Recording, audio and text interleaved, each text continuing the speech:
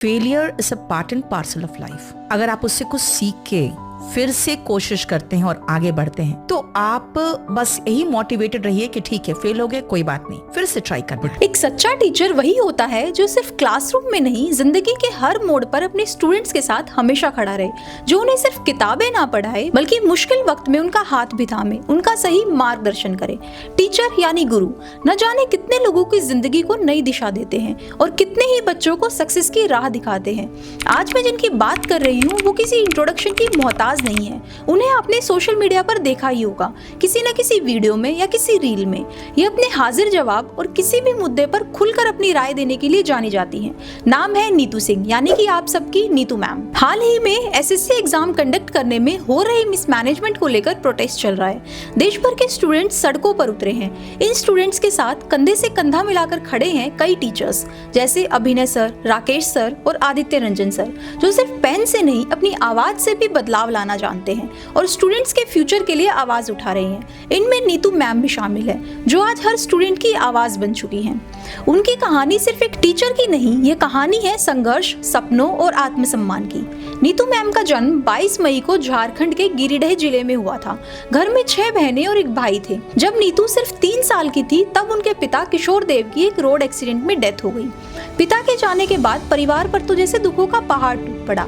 हालात बद से बदतर हो गए। समाज ने उनकी माँ पर दबाव डाला, लड़की है, बस किसी गर्ल्स स्कूल में डाल दो, ज्यादा पढ़ाने की जरूरत नहीं। लेकिन उनकी माँ ने हार नहीं मानी और ठान लिया, बेटी को किसी से कम नहीं बनने दूंगी। नीतू ने अपनी शुरुआती पढ़ाई अपने शहर के कॉर्मल कॉन्वेंट स्कूल से की और फिर सेंट जॉन्स स्कूल वाराणसी से की। इसके बाद उन्होंने विनोबा भावे यूनिवर्सिटी झारखंड से ग्रेजुएशन की डिग्री ली और फिर दिल्ली यूनिवर्सिटी के कैंपस लॉ सेंटर से LLB की पढ़ाई की।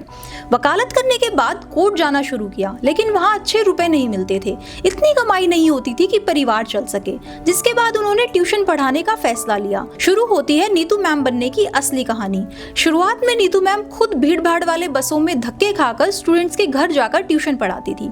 एक बार एक स्टूडेंट की माँ ने उनसे अंग्रेजी सीखने की इच्छा जताई। वजह थी कि जब कभी मैं किटी पार्टी में जाती हूँ तो लोग मेरे कपड़े देखकर सोचते हैं कि मैं इंग्लिश बोलती हूँ, लेकिन जैसे ही मुंह खोलती हूँ सब हंस देते हैं। अंग्रेजी ना बोल पाने के कारण मुझे शर्मिंदगी होती है।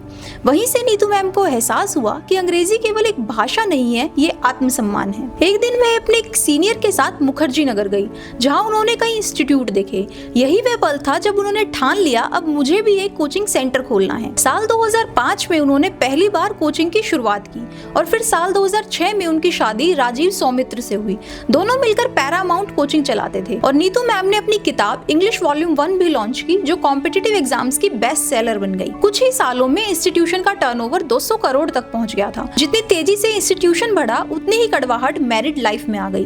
5 अगस्त 2015 वो दिन नीतू मैम कभी नहीं भूल सकती। वो जैसे ही कोचिंग सेंटर पहुंची, वहां बाउंसर्स ने उन्हें अंदर जाने से रोका। उन्हें जबरन बाहर निकाला गया और लेडी बाउंसर से पिटवाया गया। यही नहीं, उनके पास कंपनी में 50% शेयर होने के बावजूद उन्हें निकाल दिया गया। एक इंटरव्यू में उन्होंने कहा था, मैं पैरामाउंट की न सिर्फ डायरेक्टर बल्कि फाउंडर भी थी, फिर भी मुझे अपमानित किया गया। वो टूट चुकी थी लेकिन बिखरी नहीं। 2015 में उन्होंने अपने पिता किशोर देव के नाम पर नया इंस्टीट्यूशन शुरू किया, केडी कैंपस। मुखर्जी नगर में शुरू हुई यह कोचिंग कुछ ही सालों में इतनी मशहूर हो गई कि हजारों स्टूडेंट्स जुड़ने लगे।